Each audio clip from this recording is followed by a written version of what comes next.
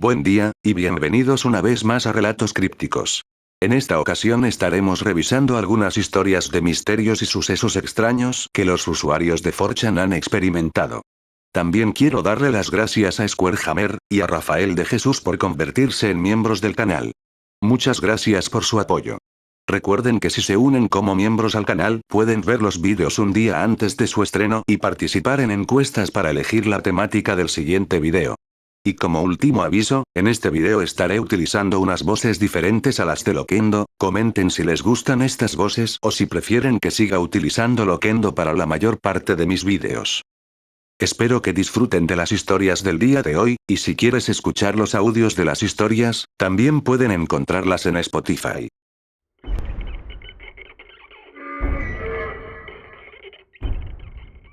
Ser un niño de 8 años en los 90. En casa de un amigo después de la escuela. La familia de mi amigo tiene una extensa colección de VHS. Los estamos revisando tratando de encontrar una película para ver. A mi amigo lo llama su papá arriba. El papá era un poco duro.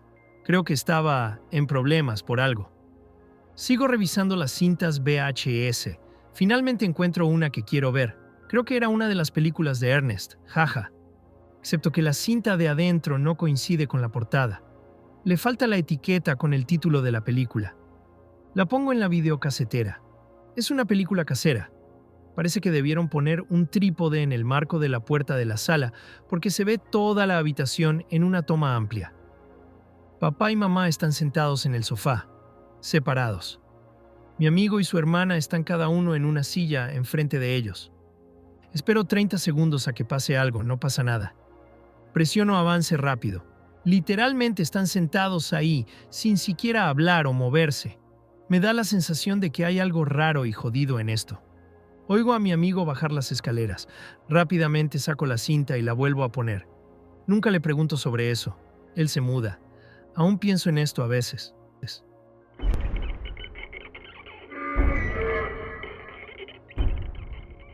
Fui contratado por la Marina de los Estados Unidos para investigar un extraño naufragio en el Mar del Norte. En 2023, era estudiante de doctorado en biología y asistí a una conferencia de la ESA, principalmente presentando algunos resultados de investigación relacionados con la astrobiología, nada sofisticado ni controvertido. Durante un evento de networking, un oficial de la Marina de los Estados Unidos, que asistía a la conferencia, entabló una conversación conmigo. Parecía particularmente interesado en mi formación investigadora, y después de una breve charla, sugirió casualmente que aplicara a un proyecto de investigación patrocinado por el ejército. Dijo que necesitaban biólogos para un estudio en el Mar del Norte. No tenía novia, ni mascotas, ni planes de carrera inmediatos, y la paga era buena. Así que, apliqué. El proceso de selección fue un poco histérico. Autorizaciones de seguridad, verificaciones de antecedentes, incluso preguntas sobre un viejo amigo de la escuela secundaria con el que no hablaba hace años. Descubrí que es gay y vive en China. Para entonces sabía que esto no era un proyecto regular, pero aún así no tenía nada que ocultar, así que seguí adelante. Después de unos meses me llevaron en avión a Alemania, donde conocí al resto del equipo. Eran en su mayoría jóvenes, prometedores pero aún no establecidos en sus respectivos campos. Gente que podía desaparecer durante meses sin levantar demasiadas preguntas. Desde allí nos llevaron en barco a una plataforma petrolífera en algún lugar del Mar del Norte. Nos confiscaron los teléfonos en el camino, pero nos habían advertido sobre eso de antemano, así que no fue gran cosa. La base de investigación fue construida específicamente para el proyecto o era una plataforma petrolífera reacondicionada para ello, pero desde el exterior parecía una estación de perforación normal, probablemente para evitar el escrutinio. Alrededor de 30 personas estaban allí, ingenieros, biólogos, lingüistas y personal militar supervisando todo. Podíamos enviar y recibir correos electrónicos a la familia, pero eran revisados por personal de la Marina, no se permitían archivos adjuntos. Por lo demás, sin acceso a Internet, sin llamadas a casa, etc. Nos dijeron que una compañía petrolera privada había descubierto una extraña estructura en el lecho marino.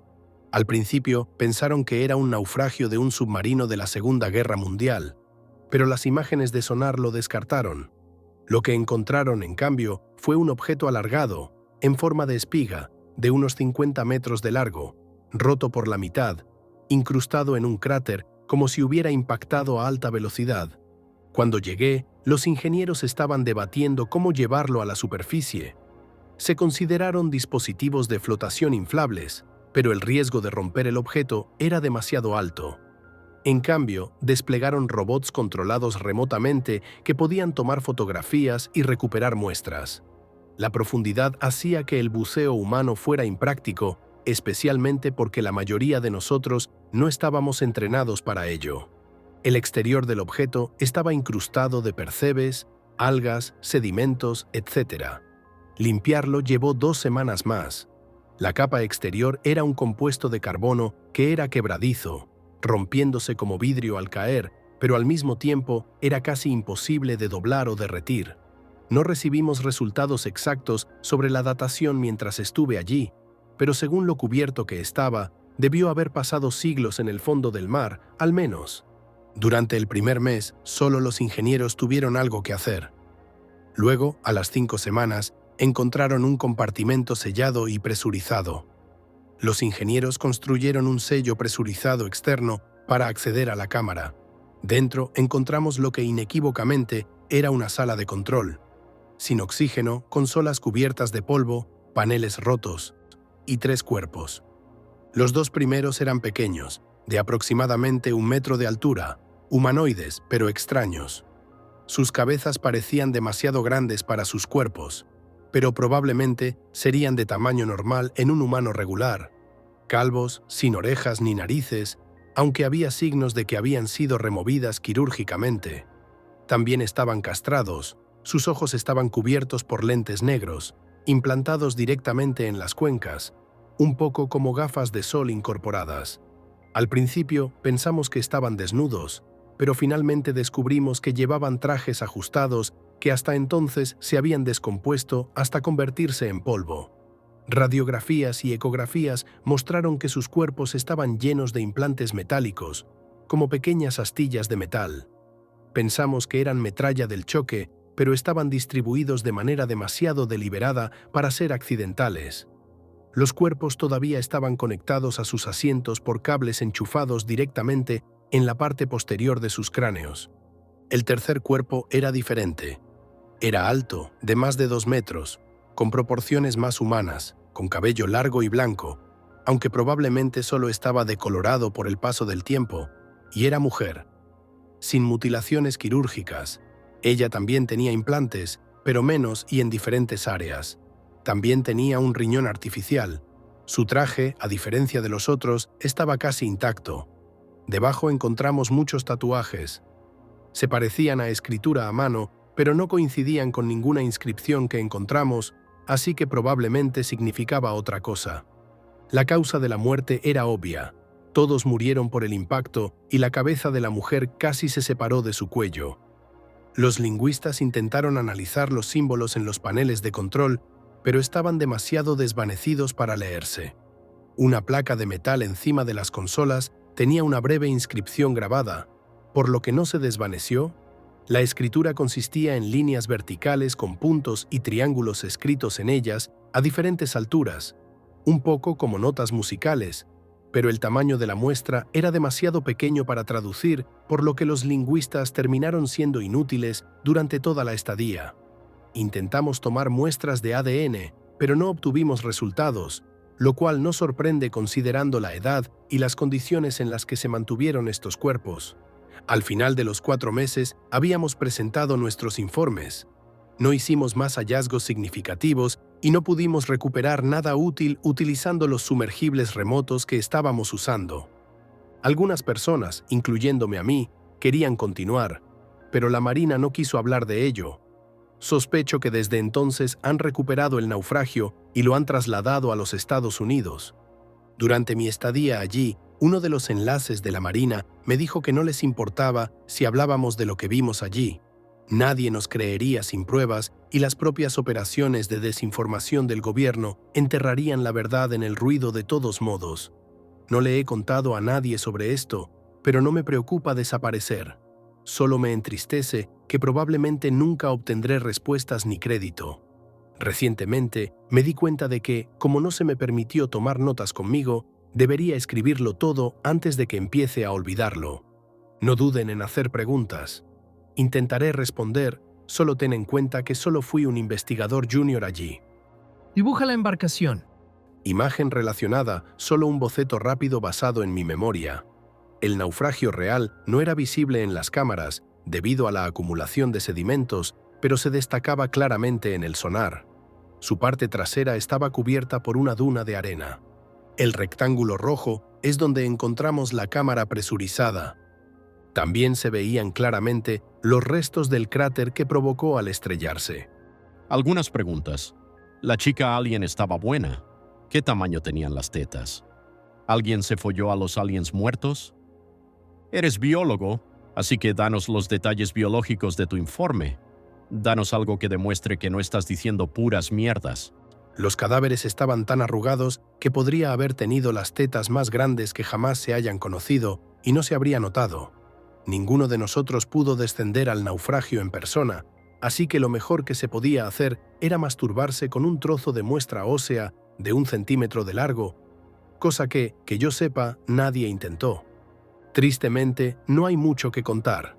Mi especialidad son los invertebrados extremófilos, que es por lo que me interesan los temas relacionados con el espacio, así que no tengo mucho que decir sobre esos cuerpos humanoides. Revisé las muestras que recogimos en busca de ácaros y similares y no encontré nada. Pero eso no es sorprendente. Mi mayor contribución fue ayudar en el trabajo de laboratorio y ser el primero en darme cuenta de que los pequeños cadáveres estaban mutilados, en lugar de haberse deshecho tras la muerte. No pudimos recuperar ninguna muestra viable de ADN, pero una vez más, esto puede atribuirse a la edad y a las condiciones. En cuanto a mi conocimiento general de la anatomía humana, los 3 cuerpos eran notablemente humanos, aparte de las extrañas proporciones. Seguramente solo estaba blanqueado por el paso del tiempo. ¿Podrías explicarlo? Tengo entendido que algo así no ocurriría sin la presencia de rayos UV. El cabello puede cambiar de color de muchas maneras, entre ellas la oxidación o la disolución natural del pigmento con el paso del tiempo. En nuestro caso, no había oxígeno en el momento en que descubrimos la cámara, pero no puedo decir cómo han cambiado las condiciones en el interior con el tiempo. Lo he añadido, sobre todo, para reaccionar preventivamente a las respuestas sobre los nórdicos. Gracias por la respuesta. Descarté la oxidación, debido a la falta de oxígeno. ¿Sabes lo que contenía la atmósfera interior? Si puedes recordarlo, ¿cómo eran los grabados? No recuerdo la inscripción exacta, pero los símbolos eran más o menos así. Nunca había más de 3 objetos en una misma línea. El grabado superior constaba de aproximadamente 40 a 50 signos. La mayoría de los demás signos eran mucho más cortos, más bien una sola palabra en vez de una oración. En cuanto a las condiciones, hacía bastante frío, unos 3 grados centígrados, y la atmósfera estaba compuesta principalmente por nitrógeno y otros gases, como monóxido de carbono. El oxígeno era insignificante. Como los cuerpos eran tan parecidos a los humanos, no creo que pudieran sobrevivir en esas condiciones. Lo más probable es que fueran el resultado de un mal funcionamiento de los sistemas de soporte vital durante el accidente, tal vez alguna fuga, etc. La temperatura fue probablemente el resultado de la profundidad a la que se encontraba el objeto, ya que estaba bastante cerca del agua circundante. No había radiación destacable. También hicimos pruebas de microbiología para ver si había alguna bacteria extraña flotando, pero no apareció nada inusual. Proporciones extrañas. ¿Podría explicarse por el gas a bajo presión? Con proporciones raras me refería a que la hembra era enorme, y los 2 cuerpos más pequeños tenían cuerpos atrofiados en relación con sus cabezas. Esto era definitivamente una característica anatómica, ya que se podía observar en los huesos. También debo señalar que, aunque es imposible asegurarlo, todos los cuerpos presentaban fracturas óseas que sugerirían lesiones letales durante el accidente, por lo que lo más probable es que sus muertes se debieran a eso y no a cambios en la presión o la atmósfera. ¿No había algo similar en los supuestos paneles de control de Roswell? También, ¿La nave se parecía en algo a la foto relacionada? Es difícil de decir, solo vi imágenes de sonar e imágenes borrosas de cámaras submarinas. Creo que era más redondeado. Naturalmente era mucho más grande. En nuestro caso, tampoco es imposible que la nave pudiera haber tenido alas o algunas otras estructuras salientes que hayan sido destruidas. Había muchos restos en el fondo marino circundante. Los extraterrestres tenían implantes en el pecho, foto relacionada. Tenían implantes en todo el cuerpo, pero no eran tan grandes ni evidentes. Como ya se ha dicho, al principio los confundimos con restos metálicos del accidente que se incrustaron dentro de los cadáveres. La mayoría no medían más de 3 centímetros y parecían fragmentos de metal. El implante más grande estaba dentro del cuerpo de la mujer. No lo sacamos, pero su forma y ubicación nos hicieron pensar que se trataba de un riñón artificial. Los esqueletos no se parecían en nada a las momias peruanas. Evidentemente, tenían aspecto humano, con el número adecuado de costillas, vértebras, una anatomía idéntica de las extremidades, etc. ¿Por qué mutilados? ¿Por el accidente? ¿Cuál era la edad y tiempo estimado aun cuando no se pudiera obtener datación a partir de muestras, etcétera? ¿Había microorganismos a bordo de la nave? ¿La nave sigue ahí en el fondo del mar? ¿Tenía la nave un panel de control? No, a los 2 cuerpos más pequeños les quitaron la nariz y las orejas. Esto ocurrió mucho antes de sus muertes y del accidente, ya que se podían observar cicatrices y marcas dejadas por la costura. Teniendo en cuenta su proximidad a la anatomía humana, es probable que esto no afectara mucho a su funcionamiento y que se hiciera por razones culturales. Ambos estaban castrados. No pudimos determinar su sexo solo por los cuerpos. En cuanto a la edad, se lanzaron diferentes números. La más convincente fue la de un biólogo marino que afirmó que, a juzgar por la acumulación de sedimentos y organismos que crecían alrededor del naufragio, debía tener al menos 500 años. Ni idea de lo cerca o lejos que estaba, teniendo en cuenta muchas incógnitas. Hicimos algunos cultivos bacterianos con muestras de la cámara presurizada. Nada digno de mención.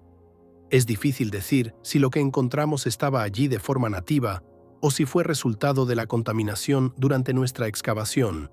Que yo sepa, no hay bacterias asesinas ni inusuales.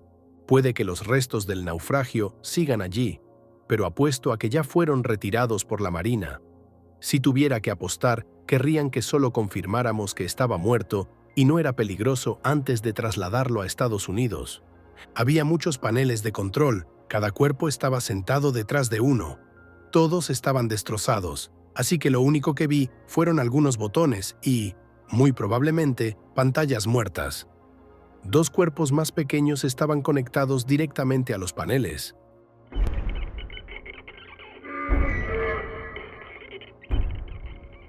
Aquí está la mía. Ser yo. 8 o 9 años, acostado en la cama sin dormir como un jefe. Empiezo a tener esta sensación muy rara de que necesito mirar afuera.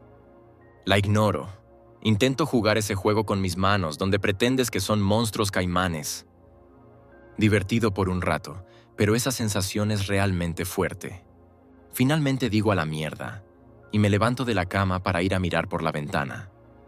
Vivimos en una parte bastante boscosa del pueblo, así que todo lo que veo es un montón de pinos. Debe ser un viento fuerte. Un árbol en particular está siendo golpeado hasta la mierda.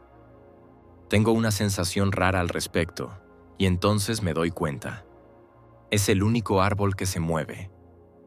Parece que está teniendo una convulsión. Era realmente antinatural. Se sentía como un error de artefacto de su. De repente el árbol literalmente se va volando al puto cielo y desaparece. Me cagué tácticamente y corrí de vuelta a la cama, y me quedé bajo las sábanas hasta el amanecer. Suena tonto, pero imaginen lo terriblemente aterrador que fue ver esto en persona.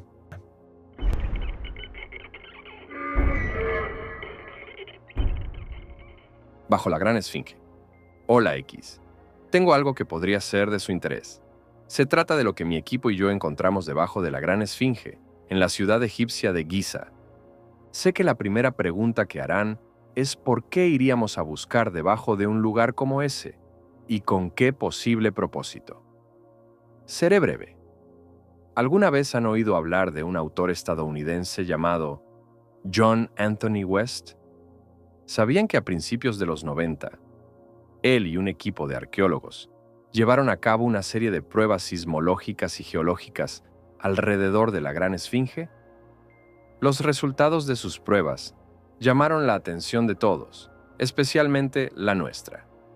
Sus pruebas revelaron la existencia de túneles inexplorados en el lecho rocoso debajo del monumento. Su equipo fue posteriormente expulsado del sitio por las autoridades egipcias. Nosotros nos involucramos por esa época. Quiénes somos no tiene importancia, al menos, no para ustedes de todos modos. Lo único que mencionaré es lo obvio. Somos un grupo con algún tipo de conexión con el gobierno de los Estados Unidos, y se nos asignó esta tarea debido a cierto grado de conocimiento y experiencia que poseemos. El Green Text comenzará a partir de aquí, para que los eventos que sucedieron sean un poco más fáciles de seguir. Recibimos nuestra misión y llegamos a Giza durante el verano de 1995. Tarea asignada por el gobierno local de excavación y transporte. Se nos ordenó recuperar todo lo que fuera posible de los túneles debajo de la Esfinge por el gobierno de los Estados Unidos. Los funcionarios locales fingieron ignorancia ante la posibilidad de túneles o objetos de valor debajo de la Esfinge. Tengo un asistente conmigo asignado a la tarea. Llamémoslo Josh. Josh se queja de la falta de información. Está seriamente preocupado por ser enviado a ciegas y los peligros que podríamos encontrar. Le digo que se calme. Le digo que la misión irá bien y que probablemente solo haya algunas gemas o tesoros allí abajo. Llegamos al monolito. Puedo ver las pirámides de Giza justo detrás, parcialmente cubiertas por una gruesa capa de niebla y polvo. Saco un cigarrillo antes de entrar y le pregunto a Josh si ya se está cagando de miedo. Me dice que tiene un mal presentimiento sobre la misión, pero lo descarto una vez más. Piensa que la misión no puede ser tan sencilla como parece. De lo contrario, ¿por qué nos contratarían a nosotros? Simplemente me encogí de hombros. Dinero es dinero. No me importa lo que tengamos que hacer. Para mí es todo lo mismo. Un sismólogo senior corre hacia nosotros y nos dice que finalmente estamos listos para irnos. Han logrado abrirse paso. Josh le pregunta si lograron echar un vistazo abajo. Nos dice que alcanzó a ver un poco y que la cámara parecía vacía. ¿Vacía? Le pregunto qué quiere decir. Me dice que no vieron nada allí abajo, ni urnas, ni oro, ni objetos de valor. Solo 4 paredes. ¡Qué carajo! Al menos el trabajo será fácil. Le pregunto si cree que alguien se nos adelantó y se llevó todo antes de que pudiéramos llegar. Me dice que es poco probable, pero han pasado cosas más extrañas. Simplemente asiento y digo que será mejor que terminemos con esto. Nos pusimos trajes de materiales peligrosos completos por si acaso y nos dirigimos a la base de la Esfinge. También estábamos equipados con una linterna industrial cada uno. Me acerqué al agujero de perforación abierto cerca de la pata derecha de la estatua. Me puse en cuclillas y luego comencé a bajar usando una escalera de cuerda. Josh está justo detrás de mí, inmediatamente golpeado por una pared de oscuridad. Mis pies tocaron el suelo y encendí mi linterna lo más rápido posible. Era exactamente como él dijo, jodidamente vacío. Estaba parado en medio de este vasto espacio cavernoso, sin nada de valor a la vista. El lugar era bastante grande, y el vacío del espacio subterráneo amplificaba cada movimiento y los hacía parecer increíblemente extraños e inquietantes. Había un flujo constante de arena goteando de una pequeña grieta en el techo. Decidí que lo mejor era no demorarnos y terminar nuestro trabajo lo más rápido posible. Le dije a Josh que moviera el culo y se pusiera en marcha. Mientras explorábamos más adentro, notamos mucha iconografía en las paredes que estaba muy desgastada por el paso del tiempo.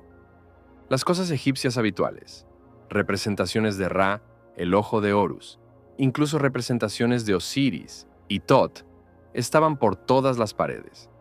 Parecía que estaban contando una historia de algún tipo. Anubis estampado en la pared, juzgando las almas de los muertos, con representaciones de todo tipo de monstruos, a lo ancho también. Josh empieza a hablar para llamar mi atención. Me dice que vaya a mirar. Josh está parado allí, con su linterna levantada hacia una pared al fondo de la cámara. En la pared había otro icono, un dios que nunca había visto en mi vida. Debajo estaba la tapa de un sarcófago. Estaba de pie contra la pared y parecía estar incrustado en la misma arenisca. Quizás este lugar era una tumba. Decidí acercarme y echar un vistazo al hallazgo. No estaba particularmente preocupado por nada. Probablemente estaba vacío de todos modos, y solo estaba verificando para estar seguro. Empecé a notar más detalles una vez que me acerqué. El diseño del ataúd no se parecía en absoluto a un típico egipcio que verías en un libro de historia. El diseño del ataúd era humano en el rostro, pero tenía patas con forma felina dobladas sobre su cuerpo.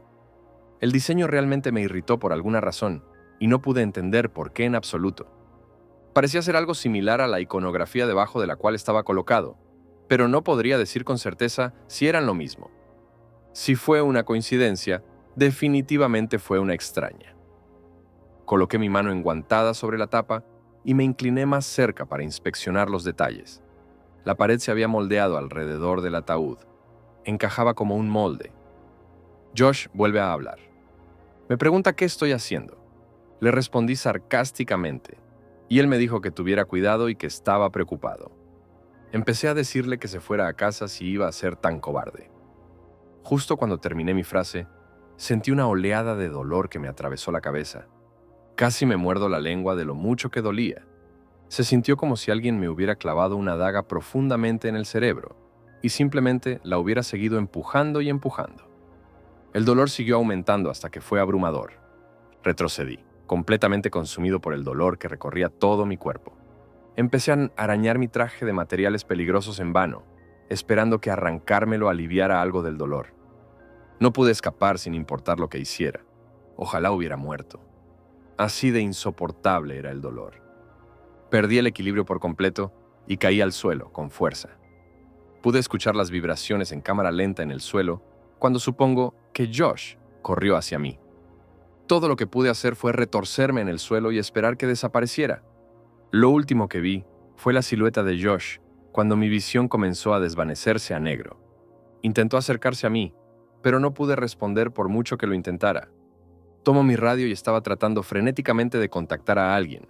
Me desperté. Algo así. Me desperté en la más pura oscuridad. Como me sentía consciente y despierto, pero solo podía ver negro puro. El tiempo pareció cambiar para mí una vez que me desperté. No podía decir cuánto tiempo había pasado ni qué estaba sucediendo. Todo lo que tenía era una negrura infinita. Estaba desierto y sin vida, sin ningún sonido.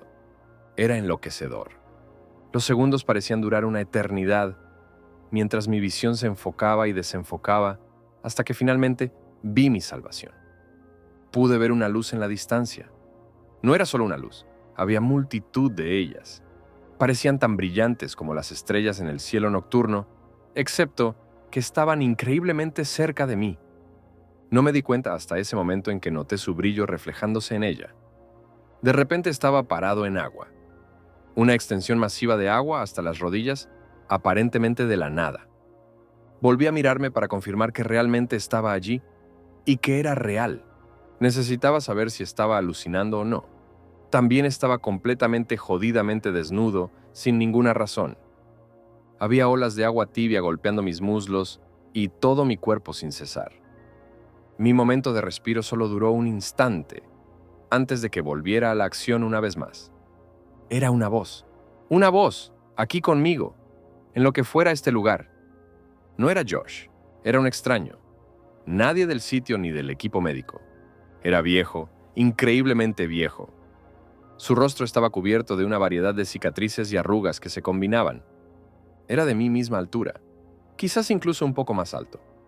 Era difícil decirlo en ese momento debido a la confusión de mi mente y al engaño del agua. Su cuerpo estaba increíblemente bien formado. Tenía el cuerpo de un atleta en su mejor momento y no mostraba ningún desgaste. Vestía unas ropas extrañas, una túnica creo que parecía de color blanco puro. Lo más llamativo de su apariencia, sin embargo, era la piel de lobo que colgaba de su cuello y que llevaba como una bufanda.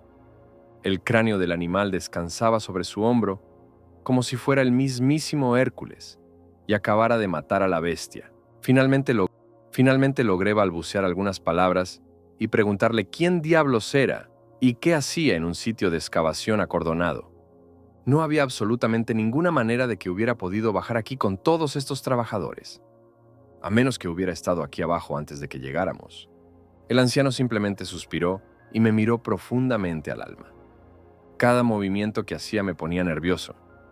Me dijo que había invadido su templo, lo había saqueado y me había burlado de él por no saber su nombre. Me quedé allí sin palabras.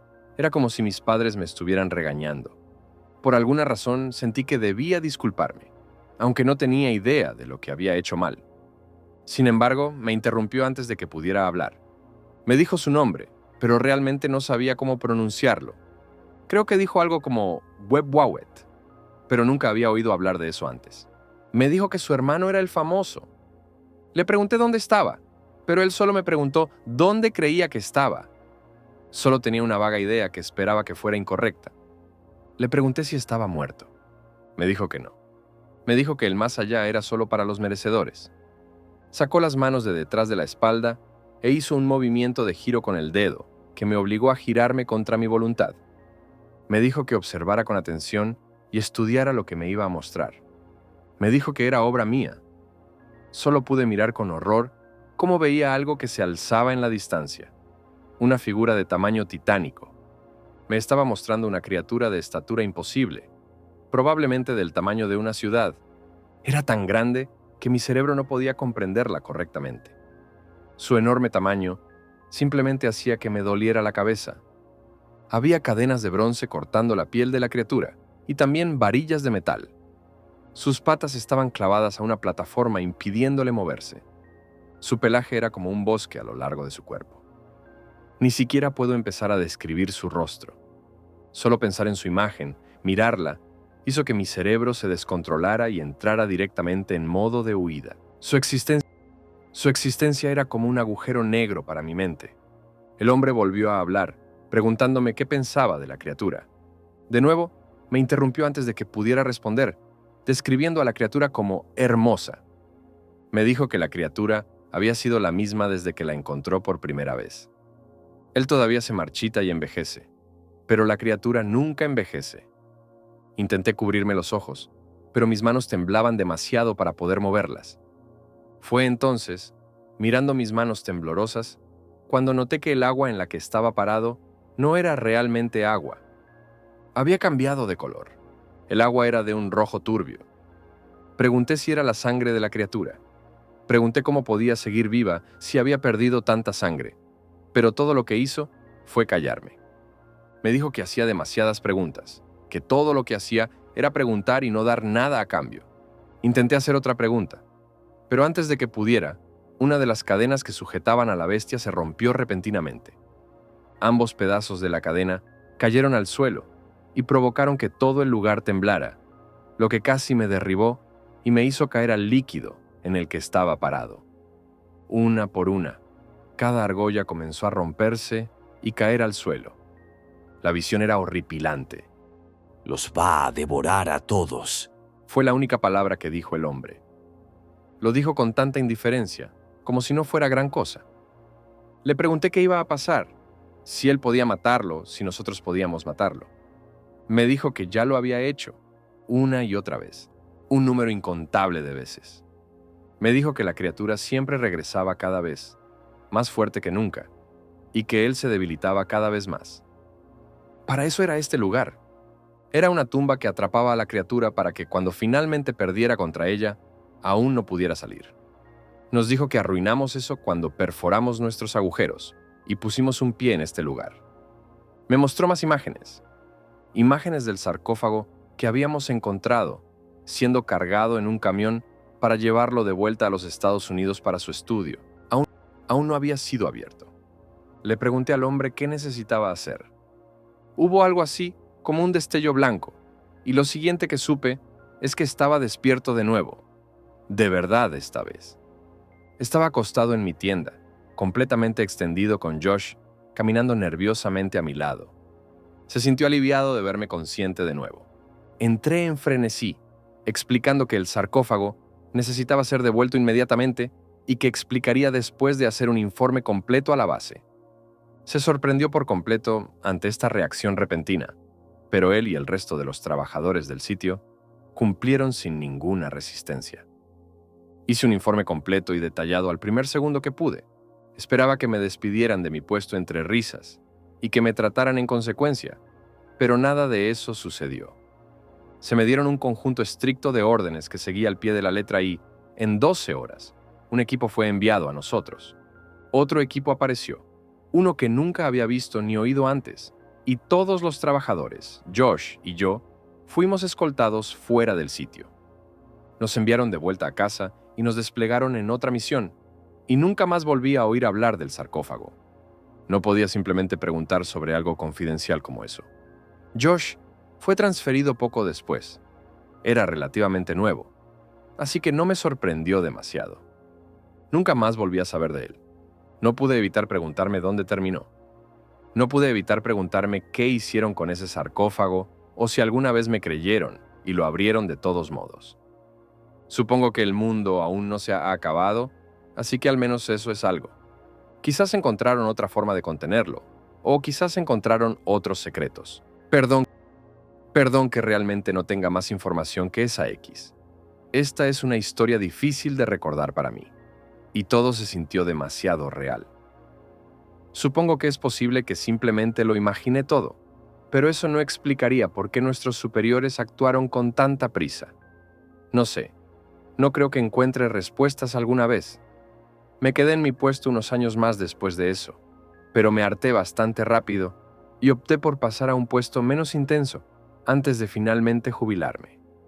Tengo muchas más experiencias que contarles, pero en su mayoría solo implican explorar catacumbas en busca de artefactos y matar ciertos objetivos que quizás tenga que censurar mucho, por si acaso.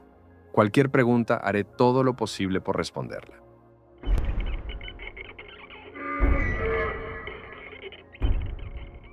Jugando GoldenEye en la sala una tarde, probablemente tenía como 7 años en ese momento.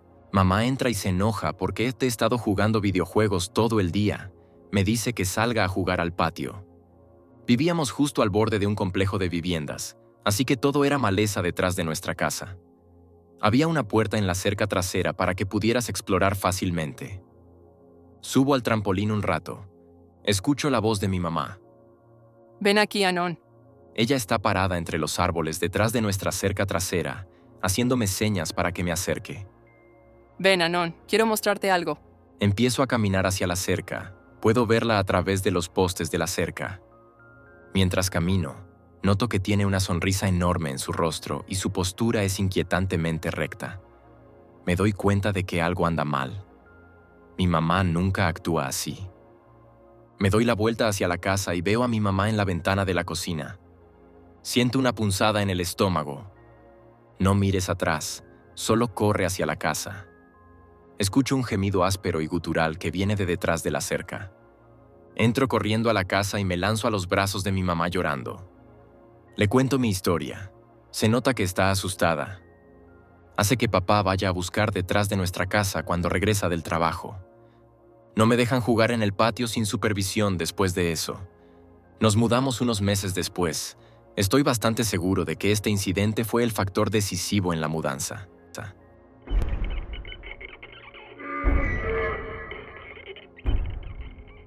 Tengo una historia. En realidad, unas cuantas. No les había dado mucha importancia hasta hace poco. Cuando tenía unos 12 años vivía en Georgia. Vivía en la costa, cerca de Savannah, en una de las islas de por ahí. La isla tenía su propia tienda de comestibles, algunos autocines, 2 gasolineras y algunas tiendas de cosas varias. A unos 8 kilómetros de distancia había una isla con un Walmart y podíamos ir a una tercera isla o a Savannah para cualquier otra cosa. La mayor parte de la isla, sin embargo, eran marismas y bosques, además de urbanizaciones. La mayoría de las urbanizaciones eran más nuevas, unos 20 años. Pero el vecindario en el que vivía era más antiguo y, por lo tanto, más pobre que los demás. Tenía un pequeño grupo de amigos, y mis amigos y yo solíamos explorar los bosques y las marismas. Vale la pena señalar que no soy del sur y que fui educado en casa la mayor parte de mi vida debido a constantes mudanzas, trabajos de mis padres. Esto me convirtió en una especie de extraño con mis amigos sureños, chicos y chicas, y aunque recuerdo todo sobre ellos y sabía mucho sobre ellos, realmente dudo que alguno de ellos me recuerde en absoluto, y a ninguno le importó lo suficiente como para aprender mucho sobre mí. Yo era ese tipo y un extraño en el grupo. Esto es importante recordar cuando se trata de mis historias. La primera historia ocurrió hacia el final del verano. Técnicamente, esta es la segunda historia, en orden cronológico, pero probablemente sea mejor contarla primero. Me agarré un resfriado fuerte y pasé 3 días durmiendo sin parar en mi habitación y solo le dije a mi mejor amigo, Hank, por teléfono. El clima se había enfriado mucho, pero todavía hacía calor incluso por la noche, así que habíamos empezado a acampar mucho en los bosques cerca de nuestras casas y a veces más lejos de casa, porque era el clima perfecto para eso. Mientras estaba enfermo, mis amigos se fueron a acampar sin mí. Lo que sucede ahora es un recuento de lo que Hank y otro amigo, su primo, Andy, me contaron después de que me mejoré y salí de mi casa. Hank, Andy, la novia de Hank, Michelle y 3 amigos mutuos habían estado pasando el día juntos y decidieron a última hora acampar en el bosque cerca de la casa de Hank. Así que montaron algunas tiendas de campaña justo dentro del bosque, cerca de un estanque que estaba entre su casa y el bosque, y se pusieron a hacer tonterías. Poco después de oscurecer, escucharon un fuerte chapoteo en el estanque, como si alguien estuviera nadando tarde por la noche, pero no se molestaron en ir a verificarlo, ya que no era descabellado que alguien estuviera nadando tan tarde por ahí. Sin embargo, unos minutos después, yo aparentemente aparecí en el campamento, empapado y actuando de forma extraña. Aparentemente, yo no dije nada. Solo me acerqué, me senté cerca del fuego y comencé a observar a la gente de forma muy incómoda. Hank termina preguntándome si me siento bien, y yo le dije que estaba bien, que me sentía solo, y decidí unirme a ellos, y su madre me dijo dónde estaba. Ahora solo él sabía que yo había estado enfermo, y aparentemente no quería mencionarlo porque Andy era un gran germófobo. Así que simplemente se encogió de hombros y continuaron con su noche lo mejor que pudieron, mientras yo me sentaba allí sin hablar, solo observándolos. Después de un rato, yo me sequé, y tanto Hank, Andy como todos los demás allí me dijeron que empecé a apestar, y me pusieron el apodo creativo de apestoso por esto, como un animal muerto. Aparentemente Michelle empezó a tener arcadas por eso, y todos en broma me dijeron que fuera a ducharme. Así que yo me levanté, salí del bosque delante de ellos, y Hank, Michelle y Andy me siguieron, pensando que habían herido mis sentimientos, solo para verme caminar tranquilamente hacia el estanque hasta que el agua me llegó a la cintura, zambullirme el resto del camino, volver a subir un poco después y salir caminando, todo sin decir nada. Vale la pena señalar que no soy un buen nadador y odio bucear debido al miedo a inhalar agua y ahogarme, así que las posibilidades de que yo hiciera eso, especialmente completamente vestido, son bastante jodidamente bajas. Después de eso, yo aparentemente me volví a sentar y reanudé mi comportamiento incómodo. Cuando empecé a oler de nuevo después de secarme, amablemente decidieron no mencionarlo, aunque Michelle me dijo más tarde que yo olía como si estuviera pudriéndome y siguió alejándose de mí por eso. Pasa el tiempo y todos deciden irse a dormir.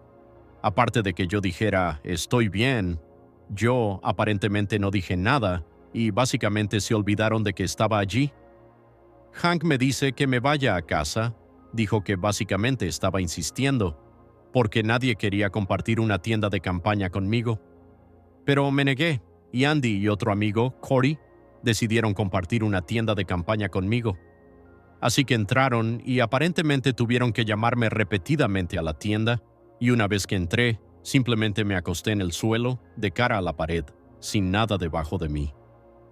Debido al hedor, aparentemente ninguno de los dos pudo conciliar el sueño fácilmente, y según Corey, yo constantemente giraba la cabeza de forma muy extraña y los observaba.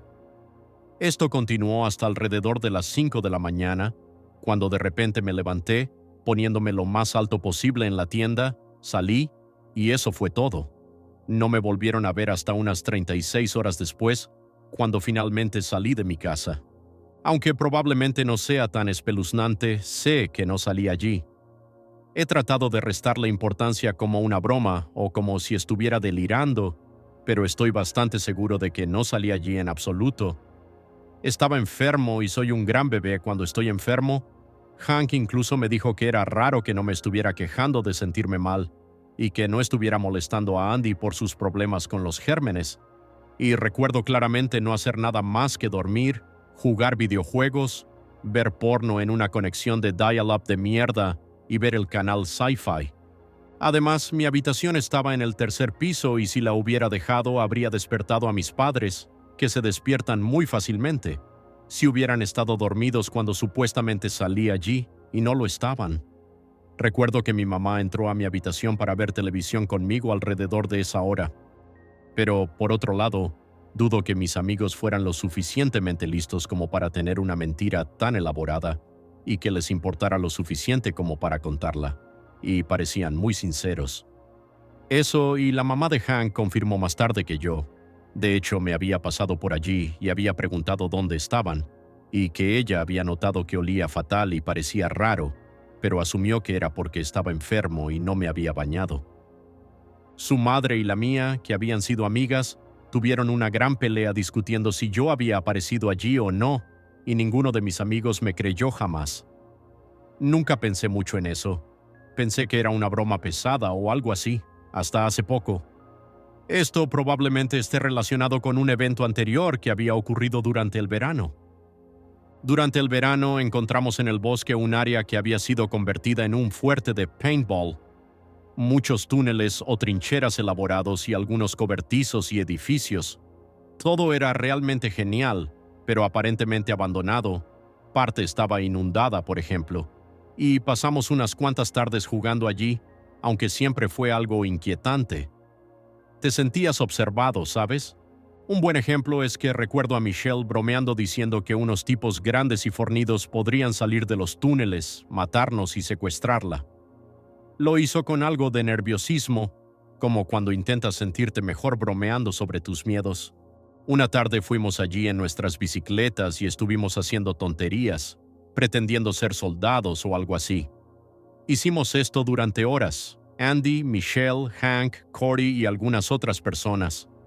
Oscureció y me encontré solo en una de las trincheras cuando empecé a oír chapotear en uno de los túneles sumergidos. Pensé que alguien se había caído o lo habían empujado y no le di mucha importancia. Unos minutos después, Corey saltó a la trinchera conmigo. Ahora, si alguien más era un extraño, era él. Era gordo, molesto y raro. Así que lo que pasó después no fue tan fuera de lugar para él, aunque todavía me incomodó. Se acercó a mí y simplemente se sentó allí y observó mientras sonreía demasiado. Traté de seguir con el juego, especialmente porque yo era el sargento de instrucción. Había entrado en la pubertad temprano, así que mi voz era jodidamente grave y me eligieron para eso. Pero él era terriblemente distractor y me estaba asustando. Finalmente, simplemente lo miré a los ojos y traté de intimidarlo con la mirada. No parpadeó, no se movió, no hizo nada. Solo me devolvió la mirada, sonriendo. Y entonces me di cuenta de que estaba empapado. Recuerdo que parte de mí estaba preocupada de que alguien hubiera intentado ahogarlo y lo hubiera dejado literalmente retrasado. Pero entonces extendió la mano, puso ambas manos sobre mis hombros, me agarró tan fuerte como pudo. Me quedaron moretones, y simplemente miró sonriendo lo más ampliamente posible, y luego me soltó, se levantó y se fue. Lo hizo durante unos 15 segundos, cualquier segundo más y habría gritado, y luego simplemente se fue. No dijo nada.